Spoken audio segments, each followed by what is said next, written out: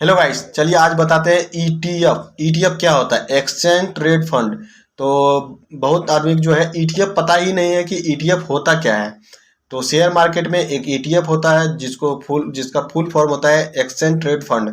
तो ईटीएफ क्या होता है? मान लीजिए कि निफ्टी 20 का ईटीएफ है। तो निफ्टी 20 का मतलब कि निफ्टी में जितना 50 कंपनी है उसमें आप पैसा डाल सकते हैं मात्र 10 रुपया में। मान लीजिए कि हम एक यहाँ पे ईटीएफ निकालते हैं। चलिए यहाँ पे एक ईटीएफ आप लोगों को दिखाते हैं। अब देखिए यहाँ पे आप लोगों को दिखाई देता होगा जीरोधा जीरोधा निफ्टी। यहाँ पे देख रहे हैं जीरोधा निफ्टी 50। यानी कि अगर हम ये 10 रुपया इस ईटीएफ में लगाते हैं तो मेरा जो है भारत का 50 कंपनी जो टॉप है सारे में पैसा लग जाएगा। अब देखिए यहाँ पे हम दिखाते हैं आप लोगों को। यहाँ पे आप लोग देख सकते हैं ये है होल्डिंग। यहाँ पे एक होल्डिंग है लिखा हुआ कि इस ईटीएफ में लगाएंगे तो मेरा जो पैसा है कितना कंपनी में लग जाएगा। तो आप देख सकते हैं वो 10 रुपया अगर हम लगाते हैं उस ईटीएफ में तो यहाँ पे देख सकते हैं भारत के जो टॉप टॉप बड़ी बड़ी कंपनी है जैसे एचडीएफसी बैंक है, आईसीसी बैंक है, रिलायंस है, इन्फोसिस है, भारतीय एयरटेल है और एल&टी फाइनेंस है, एल&टी है, स्टेट बैंक है, एक्सिस बैंक है। मतलब उस 10 रुपया में हम जब निवेश किए उस ईटीएफ में तो जितना भी कंपनी है उसके अंदर 50 सारा में पैसा जो है मेरा इन्वेस्ट हो गया। कहने का मतलब है कि जिस एक टोकरी समझ लीजिए कि आप समझिए कि आपके पास एक टोकरी है और उसमें बहुत सारे सामान हैं और आप पैसा लगा रहे हैं उस टोकरी पे। तो उस टोकरी में बहुत सारा सामान है तो सारा सामान पे आपका पैसा लग गया।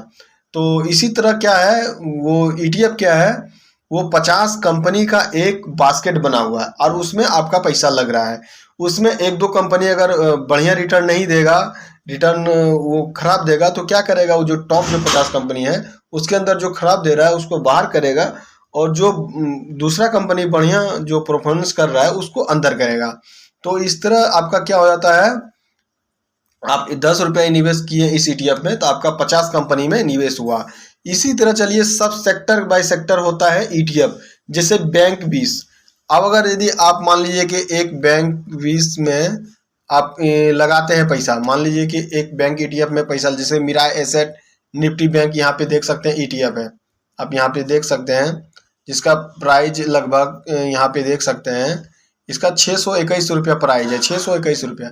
यानी कि ये जितने भी बैंकिंग सेक्टर है इस 601 रुपया में आप अगर लगाते हैं इस ईटीएफ में तो यहाँ पे होल्डिंग देख लीजिए एचडीएफसी बैंक, यहाँ पे देखिए एचडीएफसी बैंक है, आईसीसी बैंक है, यहाँ पे देख सकते हैं सारा बैंक जितना भी Kotak bank, federal bank, IndusInd bank, bank of Baroda, यानी कि सारा जितना बैंक है सब में पैसा लग जाता है आपका एक ईटीएफ से।